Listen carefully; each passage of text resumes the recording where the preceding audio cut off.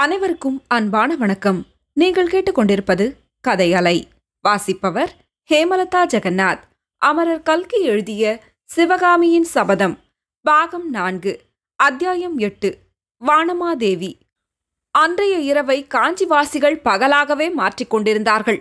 காஞ்சி நகரில் வாழ்ந்த 5 லட்சம் ஜனங்களில் கைக்குழந்தைகளைத் தவிர யாரும் அன்று இரவு உறங்கவில்லை. நகரமெங்கும் வீதி விளக்குகள் ஜெகஜோதியாக பிரகாசித்துக் கொண்டிருந்தன.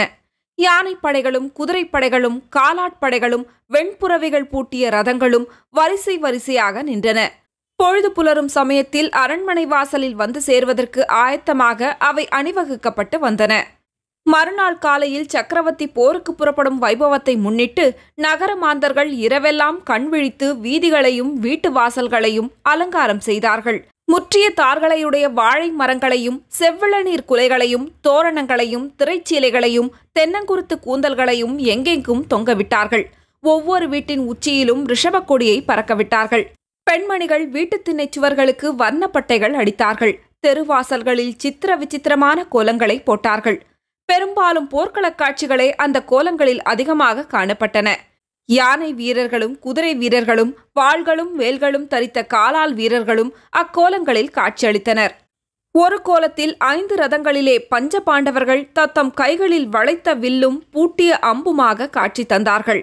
இன்னொரு கோலத்தில் ராமலக்ஷ்மணர்கள் தசகண்ட ராவணனுடன் கோர யுத்தம் செய்யும் காட்சி தென்பட்டது. மற்றொரு கோலத்தில் மகாரதர்கள் பலருக்கு மத்தியில் அபிமன்யு தன்னந்தனியாக நின்று போராடும் காட்சி தோன்றியது. ஆஹா! காஞ்சி நகரத்து பெண்மணிகள் பாரத நாட்டு வீரக்கதைகளை நன்கு அறிந்திருந்ததோடு சித்திரக்கலையிலும் மிக வல்லவர்கள் என்பதிலே சந்தேகமில்லை. சக்கரவர்த்தியின் அரண்மனையிலும் அன்று இரவெல்லாம் ஒரே கலகலப்பாயிருந்தது. அரண்மனை வாசலிலும் நிலா முற்றத்திலும் அலங்காரங்கள் செய்யப்பட்டன. வாழை மரங்களும் தோரணங்களும் கட்டினார்கள். செக்கச்சிவந்த மலர் கொத்துக்களோடு கூடிய தொண்டை கொடிகளை கட்டுக்கட்டாய் கொண்டு வந்து நெடியிலும் கட்டி தொங்கவிட்டார்கள். நிலா முற்றத்தில் வாள்களையும் வேல்களையும் நெய் தடவி தேய்த்து தீட்டி கண்கள் கூசும்படி மின்னச் செய்தார்கள். யானைகளுக்கும் குதிரைகளுக்கும் பூட்ட வேண்டிய ஆபரணங்களுக்கு மெருகு கொடுத்து பளபளக்கச் செய்தார்கள். வீதிகளிலும் அரண்மனை வாசலிலும் இப்படியெல்லாம் அல்லோல கல்லோலமாயிருக்க அரண்மனையின் அந்தப்புறத்துக்குள்ளே மட்டும் அமைதி குடிக்கொண்டு நிசப்தமாயிருந்தது. அங்கும் இங்கும் முக்கிய காரியமாக சென்ற தாதிகள் அடிமேல் அடி வைத்து மெல்ல நடந்தார்கள். ஒருவருக்கொருவர் பேசும்போது காதோடு வாய் வைத்து மிகவும் மெதுவாக பேசினார்கள்.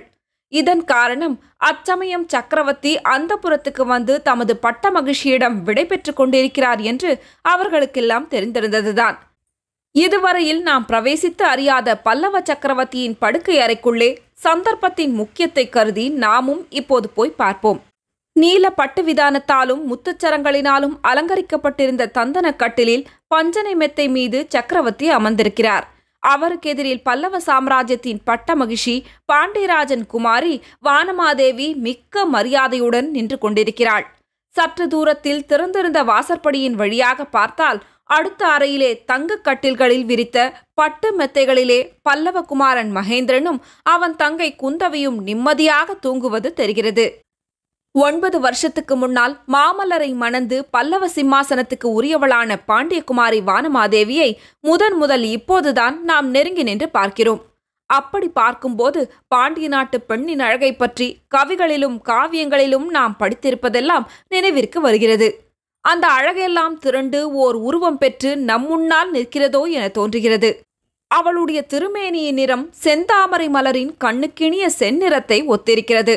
அவளுடைய திருமுகத்தில் உள்ள கருவிழிகளோ அன்றலர்ந்த தாமரை மலரில் மொய்க்கும் அழகிய கருவண்டுகளை ஒத்திருக்கின்றன. இதென்ன அறியாமை! வானமாதேவியின் சௌந்தரியத்தையாவது நாம் வர்ணிக்கவாவது? தபசிகளுக்குள்ளே மிக கடும் தபசியான சிவபெருமானுடைய தவம் கலைவதற்கு எந்த திவ்ய சுந்தராங்கி காரணமாயிருந்தாளோ, எவளுடைய மோகன வடிவத்தைக் கண்டு அந்த ருத்ரமூர்த்தியின் கோபாக்னி தணிந்து உள்ளம் குளிர்ந்ததோ, அத்தகைய உமாதேவி பூமியில் அவதரிக்க திருவுளம் கொண்டபோது மதுரை பாண்டியராஜனுடைய குலத்தையல்லவா தேர்ந்தெடுத்தாள். சுடுகாட்டில் பூதகணங்களுக்கு மத்தியில் சாம்பலை பூசிக்கொண்டு பீபத்ச நடனம் புரிந்த எம்பெருமான் மண்டை ஓடு முதலிய தன்னுடைய கோர ஆபரணங்களையெல்லாம் அகற்றிவிட்டு சுந்தரேஸ்வரராக உருக்கொண்டு எந்த சகல புவன சுந்தராங்கியை தேடி வந்து மனம் புரிந்தாரோ அந்த பார்வதி தேவி பிறந்த குலமல்லவா பாண்டிய குலம். அப்பேற்பட்ட குலத்தில் உதித்த வானமாதேவியின் சௌந்தரியத்தை நம் போன்றவர்களால் வர்ணிக்க முடியுமா? தேவி, புறப்பட வேண்டிய தருணம் வந்துவிட்டது. நாளை சூரியன் உதயமாகும்போது நானும் போருக்கு பிரயாணமாவேன் என்றார் சக்கரவர்த்தி. வானமாதேவி மறுமொழி ஒன்றும் சொல்லவில்லை. அவளுடைய கண்களின் ஓரத்திலே இரு கண்ணீர் துளிகள் ததும்பி நின்று தீபச்சுடரின் ஒளியில் முத்துக்களைப் போல் பிரகாசித்தன. திரும்பி வர எத்தனை காலம் ஆகுமோ தெரியாது. ஒருவேளை திரும்பி வருகிறேனோ என்னவோ, அதுவும் சொல்வதற்கில்லை. தேவி, உனக்கு பெரும் பொறுப்பை கொடுத்துவிட்டு போகிறேன். மகேந்திரனையும் குந்தவியையும் நீ கண்ணும் கருத்துமாய் வளர்த்து வர வேண்டும். இந்த பல்லவராஜ்யத்தை பாதுகாத்து மகேந்திரனுக்கு வயது வந்ததும் அவனிடம் ஒப்புவிக்க வேண்டும் என்று மாமல்லர் கூறிய போது அதுவரை தலை குனிந்து நின்று கொண்டிருந்த வானமாதேவி சக்கரவர்த்தியின் காலடியில் அமர்ந்து அவருடைய பாதங்களை கண்ணீரால் நனைத்தாள். தேவி, இது என்ன? வீரபாண்டியன் குலத்தில் உதித்தவள் கணவனை போர்க்களத்துக்கு அனுப்ப தயங்குகிறாயா என்று சக்கரவர்த்தி சிறிது பரபரப்புடன் கேட்டார். வானமாதேவி நிமிர்ந்து நோக்கி கூறினாள், பிரபு, அத்தகைய தயக்கம் எனக்கு சிறிதும் இல்லை. இந்த ராஜ்யத்தை பாதுகாத்து மகேந்திரனிடம் ஒப்படைக்கும் பொறுப்பும் எனக்கு நிச்சயம் ஏற்படாது. நான் பிறந்த மதுரை மாநகரில் ஜோசிய கலையில் தேர்ந்த நிபுணர்கள் பலர் உண்டு. அவர்கள் என்னுடைய மாங்கல்ய பலத்தை பற்றி ரொம்பவும் சொல்லியிருக்கிறார்கள். தாங்கள் சலுக்கரை வென்று வாதாபியை அழித்துவிட்டு வெற்றி வீரராக திரும்பி வருவீர்கள், சந்தேகமில்லை. பின் எதற்காக உன்னுடைய கண்களிலிருந்து கண்ணீர் துளிகள் சிந்தின? உனக்கு என்ன துயர் யாரால் ஏற்பட்டது? மனத்தை திறந்து சொல்ல வேண்டும் என்றார் மாமல்லர். சுவாமி, என்னுடைய மாங்கல்யத்தின் பலத்தை பற்றி சொன்ன அரண்மனை ஜோசியர்கள் இன்னொரு விஷயமும் சொல்லியிருக்கிறார்கள்.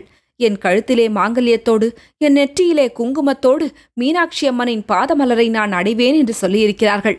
ஒருவேளை தாங்கள் திரும்பி வருவதற்குள் அவ்விதம் நேர்ந்துவிடுமோ என்று எண்ணினேன். அதனாலேதான் கண்ணீர் வந்தது. தாங்கள் வெற்றி மாலை சூடி இந்த மாநகருக்கு திரும்பி வருவதை கண்ணார் பாராமல் வானுலகத்துக்கு போகக்கூட எனக்கு இஷ்டமில்லை என்று வானமாதேவி கூறிய போது மீண்டும் அவளுடைய விசாலமான நயனங்களிலிருந்து கலகலவென்று கண்ணீர் துளிகள் சிந்தின. அப்போது மாமல்லர் அந்த பாண்டியர் குலவிளக்கை தமது இரு கரங்களினாலும் தூக்கி கட்டிலில் தம் அருகில் உட்கார வைத்துக் கொண்டார். தமது வஸ்திரத்தின் தலைப்பினால் அவளுடைய கண்களில் பெருகிய கண்ணீரை துடைத்தார். தேவி, நானும் ஒரு ஜோசியம் சொல்லுகிறேன் கேள். புலிகேசியை கொன்று வாதாபியையும் அழித்துவிட்டு நான் வெற்றி மாலை சூடி திரும்பி வருவேன். திக்விஜயம் செய்துவிட்டு திரும்பி வரும் சக்கரவர்த்தியை காஞ்சி நகர் வாசிகள் கண்டுகளிக்கும் பொருட்டு வெண்புறவைகள் பூட்டிய தங்க ரதத்திலே நான் ஏறி நகர்வலம் வருவேன். அப்போது என் அருகில் நீ வீற்றிருப்பாய். உன்னுடைய மடியில் மகேந்திரனும் என்னுடைய மடியில் குந்தவியும் அமர்ந்திருப்பார்கள். பிரபு, அத்தகைய ஆசையெல்லாம் எனக்கில்லை. தாங்கள் திக்விஜயத்திலிருந்து திரும்பி வருவதை கண்ணால் பார்க்கும் பேறு பெற்றேனானால் அதுவே போதும். தாங்கள் திரும்பி வந்த பிறகும் நான் இந்த பூமியில் இருக்க நேர்ந்தால் நான் இத்தனை நாளும் ஆக்கிரமித்துக் கொண்டிருக்கும் ஸ்தானத்தை, தங்கள் அருகில் வீற்றிருக்கும் பாக்கியத்தை அதற்கு நிச்சயமாக உரியவளிடம் உடனே ஒப்புவித்துவிட்டு அகன்று விடுவேன். இந்த அரண்மனையில் தாங்கள் மனம் உவந்து ஒரு சிறு இடம் கொடுத்தால் இங்கேயே இருப்பேன். தங்கள் சித்தம் வேறு விதமாயிருந்தால் என் பிறந்தகத்துக்கு போய்விடுவேன் என்று வானமாதேவி கூறிய மொழிகள் மாமல்லரை தூக்கி வாரி போட்டன. தேவி, இது என்ன? இந்த 9 வருஷமாக ஒரு நாளும் சொல்லாத வார்த்தைகளை கூறுகிறாய். உன்னிடம் யார் என்ன சொன்னார்கள்? எதை எண்ணி இவ்வாறெல்லாம் பேசுகிறாய் என்று மாமல்லர் மனக்கிளர்ச்சியோடு வினவினார். சுவாமி, இந்த அரண்மனையிலும் இந்த மாநகரிலும் இந்த பல்லவராஜ்யத்தில் எல்லாருக்கும் தெரிந்த விஷயம் எனக்கு மட்டும் தெரியாமல் இருக்கும் என்றா நினைத்தீர்கள்? நீ எதை பற்றி சொல்லுகிறாய் என்பது இன்னமும் எனக்கு தெரியவில்லை. அரண்மனையிலும் ராஜ்யத்திலும் எல்லாருக்கும் தெரிந்த அந்த மர்மமான விஷயம்தான் என்ன என்று சக்கரவர்த்தி ஆர்வத்துடன் கேட்டார். மர்மம் ஒன்றுமில்லை பிரபு. தாங்கள் வாதாபிக்கு எதற்காக படையெடுத்து செல்கிறீர்கள் என்பதை பற்றித்தான். எதற்காக படையெடுத்து போகிறேன்? அதை பற்றி நீ என்ன கேள்விப்பட்டாய் என்று மாமல்லர் கேட்டார். என் வாயினால் சொல்லத்தான் வேண்டுமா? ஆயன சிற்பியின் மகளை சிறைமீட்டுக் கொண்டு வருவதற்காக போகிறீர்கள். ஆஹா, உனக்கும் அது தெரியுமா? எத்தனை காலமாக தெரியும்? எப்படி தெரியும்? எத்தனையோ காலமாக தெரியும். 9 வருஷத்துக்கு முன்னால் நான் இந்த அரண்மனையில் பிரவேசித்த புதிதில் தாய்மார்களும் தாதிகளும் என்னை அடிக்கடி பரிதாபமாக பார்த்தார்கள்.